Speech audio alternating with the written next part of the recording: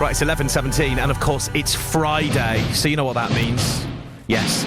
Every Friday at this time, we catch up with our movie critic, Van Connor, to talk through some of the movies that are out today for you to peruse and go and see.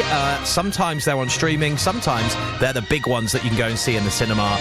Got a feeling at least one of those is going to be that today. Let's welcome Van Connor back to the show. Good morning, Van. Good morning, Mr. Ball. It's nice to see you again. You've been off for a minute. Well, you know, busy man. Lots of things going on in my life at the moment, with my car blowing up and all sorts. I heard. I heard. I mean, car trouble in Oxford. I can't think of any worse hell with the traffic. So I'm pleased to tell you that we have actually got two that are both theatrical this week. Yes. So we've got Lisa Frankenstein, which is a new one from script by Diablo Cody, who gave us Juno and Jennifer's Body. And we've, of course, got the biggest game in town. You can't have missed it. Ads everywhere. Yeah. Dune Part 2 is upon us, but I don't want to keep you suspense. I'll start and get Lisa Frankenstein, Jennifer's Body, Lisa Frankenstein. They're very comparable. They are very, very comparable. So it's easy to get the two confused. Lisa Frankenstein is not as good as Jennifer's Body, to be fair, but, you know, you have the screen charisma of Megan Fox, you know, bolstering that one, which I don't think you can really replicate in 2024. So, and of course, there's a big thing about this, because is it a producer or director that we will know, we've known of her dad? It is, in fact, the director is Zelda Williams, daughter of the late, great Robin Williams. Yes. And you know what? She's clearly got a knack for comedy as well, so it runs in the family. I mean, Zelda Williams is pretty active on Twitter, so most of us knew that she was kind of quite pretty funny.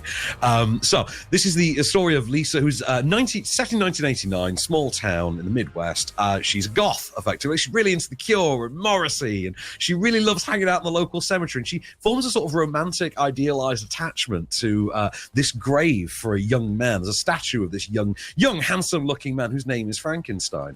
And she makes a wish one night. She hates her life. She wishes she could join him in the grave. But she phrases this badly. She says, "I wish I could be with you." And lightning strikes. Next morning she wakes up and there's a zombie on her doorstep, or more appropriately in her bedroom.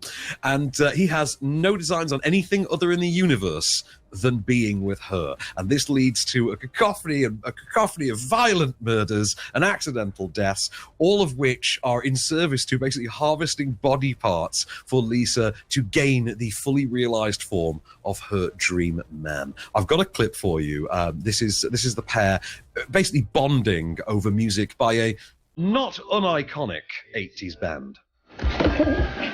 That's my dad's shoe phone.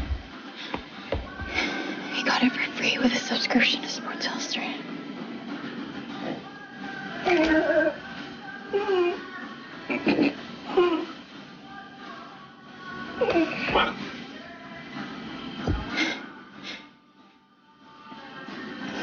Do you like this song? Do you like any other music? I have The Cure. Oh, no. It's not that kind of cure. It's like it's a band. They can't make you better. I mean, they can, but like, emotionally. Are there a lot of references in this at the fact that obviously time has passed and he's missed out on things like knowing who The Cure is? It's not really that kind of movie, because he doesn't speak for most of the movie. Oh. It's Cole Sprouse. It's Cole Sprouse, one of the young hunks from Riverdale, not a show I'm overly familiar with. You've got Catherine Newton in the lead as well, who's Ant-Man's daughter, I think, to most people now. But he doesn't really speak. It's not that kind of a movie. It's not a dialogue-driven, not a quippy couple kind of a rom-com or anything. I would describe this as a sort of dark rom-com that hybridizes something like Jennifer's Body, My Boyfriend's Back from 1994, and Warm Bodies by John Levine. Mm-hmm. Jonathan Levine, with Nicholas Hoult from about 10 years ago. And it's sort of a big hodgepodge of those things. Tonally, it's a bit all over the place. It's not quite as seamless and streamlined as Jennifer's Body was, and certainly not as brilliantly nasty. And there's no standout performances, like I say, in that Megan Fox-like way. But it's a very fun, kind of dark-hearted, grisly rom-com, I would say. And I think for a teenage audience in particular, this will go down gangbusters. But the period setting comes with all the requisite needle drops and fashion choices that I know you're going to love, my friend. Excellent. All right. Well, if you want to go and see it, Lisa Frankenstein, as you said, is out in cinemas from today. I know you're dying to talk about this. Dune Part 2, which is out today as well. Yep, Dune Part 2. I mean, presumably you'd have to have seen Part 1 to see Part 2, but Part 1 was the fall of the House Atreides. Part 2 sees the surviving heir to House Atreides, Paul Atreides, played by Timothée Chalamet, man of the moment, in the deserts of the alien planet Arrakis, teaming up with the locals and becoming their prophesized messiah. That's right, it's effectively Lawrence Arabia, Ben-Hur, and The Last Samurai, as a sci-fi movie based on, of course, the seminal 1960s novel by Frank Herbert. Great cast in this. Austin Butler joined the mix, Florence Pugh, Christopher Walken, of course, Chalamet, Rebecca Ferguson, Josh Brolin all returning, and Zendaya as well. It's, I'll tell you all about it after this clip that set the epic tone rather nicely for you. It's breathtaking. When you see sand here, imagine water. If you dive in, you can't reach the bottom. You dive in. Yes, it's called swimming. I don't believe you. In the shadows of Arrakis lie many secrets. But the darkest of them all may remain. The end of House Atreides. Your father didn't believe in revenge. What if Paul Atreides were still alive?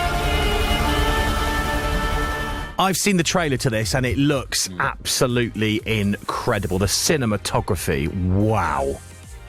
Greg Fraser's cinematography, Hans Zimmer's score, Denis Villeneuve's direction, the performance by this caliber of cast, because it's a whopping cast. There must be 20 A-list names on this cast, and people like Dave Bautista. I talk about the movie and forget to mention people like Dave Bautista. That's how big, throbbing and epic this is, and it's like nothing else you've ever seen. It's Lawrence Arabia in space barely begins to cover it. Chalamet really sells the moral quandary of the character. The space opera antics of it really fly with this cast. It feels quite naturalistic, not quite as grandstanding as what you would think of, say, of a Star Trek movie, what we would think of as an old school Star Trek movie, less the new Abrams ones. But it's this great big honking blister of a movie that you need to see on the biggest screen you possibly can with the best sound system you can. If you can double both movies together, because I know some cinemas are doing double bills, do absolutely do that, because it's worth. They follow on directly from each other. Great movie. I was captivated by it. There was spectacle I had really never seen before, and genuinely jaw on the floor, blown away. 2 massive thumbs up from me. Please give me Dune Messiah as soon as possible, because they want to make the second novel into the third movie, and please do it. I'll be first in line if this is the caliber we're going for. What a film. Is there anything you would change about it? I'd make it longer. It's 2 3/4 hours long, and I would have added an extra hour. I bloody loved it. Well, that says it all. It's very rare you'd come on and give a 5 out of 5 and say that you want it to be longer. So I guess we should all be going to see it this weekend. It's in cinemas from today, Dune Part 2. Or if you're American, Dune Part 2. Yeah, Dune. Amazing. All right, well, thank you as ever, Van. We will catch up next week for some more new movies coming out. Have a top weekend. Till the next time, good stuff.